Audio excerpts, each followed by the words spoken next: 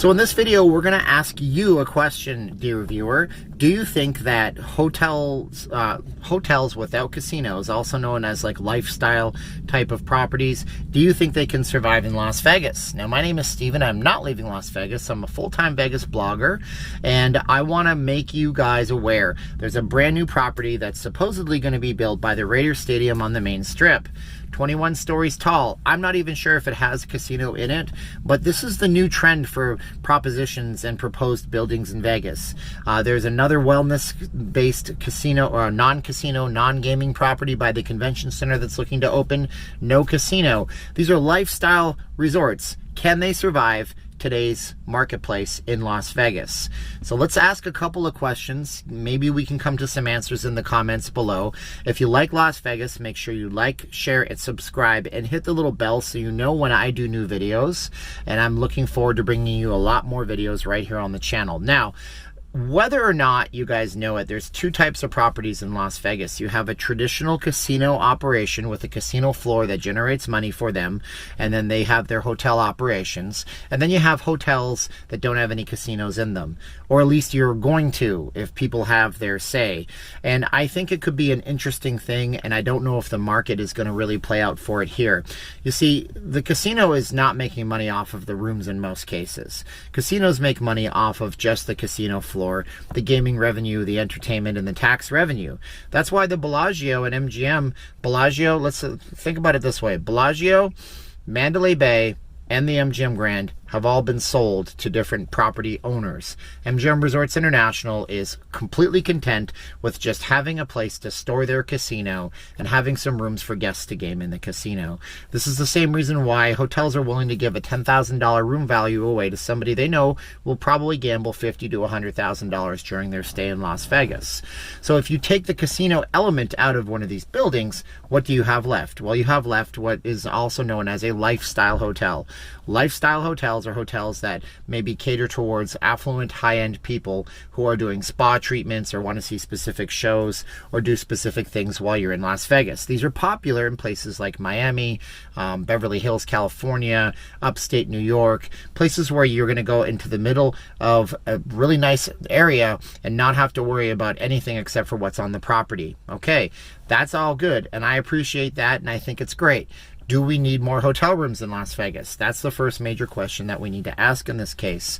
Possibly, maybe. Now, if a convention comes into town and it pulls in 110,000 people, and there's apparently, according to the numbers that the Las Vegas Visitors Convention and Visitors Authority give out, there's apparently around 150,000 hotels in the area, then yes, you do hit that threshold where you have too many conventioners and not enough hotel rooms, especially considering some of these folks are going to bring their spouses with them.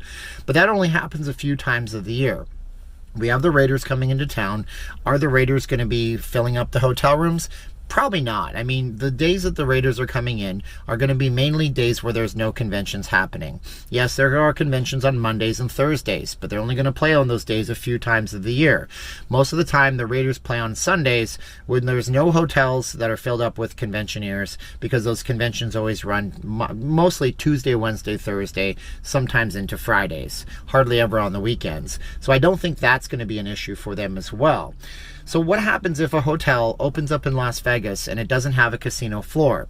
If it doesn't have a casino floor, it has to pay the debts that it owes to the banks for getting the loans to build the property. So it has to charge more per room night, or it has to have a hook to draw people in. It has to generate revenue off those people. Of course, they're going to have things like spas, wellness clinics, these kinds of things in some of these properties. But if they don't have a casino floor, it puts them in a really sticky position if the economy ever does go downhill and we have the same kind of recession that we ever had in the past, or if people decide to stop spending their tourism dollar on high-end things. So when luxury cars come around, you have BMW and Mercedes-Benz, okay?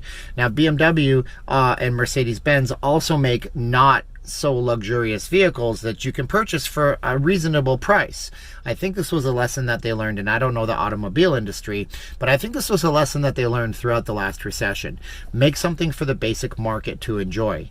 But if you don't have a casino floor, how are you going to go ahead and generate income? See, casinos are what generate income for the buildings in Las Vegas. It's not about the room stays. They aren't going to make their money off of the room revenue. Circus Circus learned this a long time ago when they had almost casinos, no hotels. They actually didn't have a hotel tower, and they were generating all their money off their casinos. So they built a hotel tower so they could put people in the rooms. They guaranteed them actually a $15 per room night rate back in the 1960s, early 70s. So they knew those people would be coming down to the casino floor where they would fill up the slot machines and the tables with all their money, because casinos and hotels in Las Vegas are two different things altogether. You're not making a lot of room revenue off of your rooms. In most cases, it's all coming from the casino floor. So let's say the economy fell. Economy falls. What are we going to do? Well, we can jack up our room. Oh, wait, we can't jack up our room rates because the economy's bad. We can lower our room rates and bring people into Las Vegas, and hopefully they throw some of that disposable income into the casino floor. But if you don't have a casino floor, I'm curious what these companies will do to push back if they're lacking a casino floor.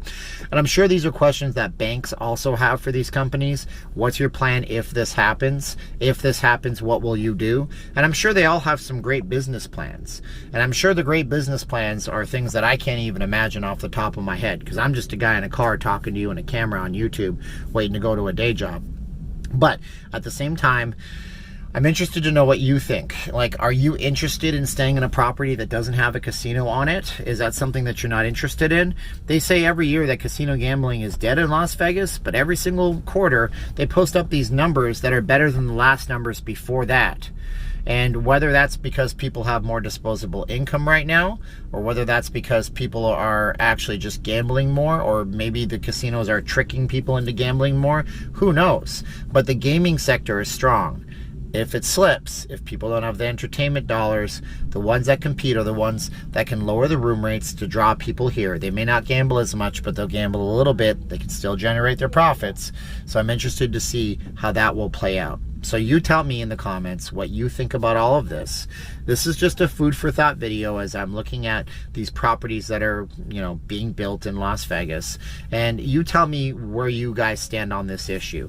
My name's Steven. I'm not leaving Las Vegas. If you made it to the end, make sure you check the links below. I have a Patreon if you want to support me monthly. I have the Facebook group if you want to come and chat about Las Vegas. We also have Teespring. We have emails. You can email me if you want to.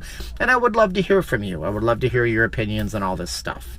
Like, share, subscribe as always, and we'll talk to you in another video. Bye-bye.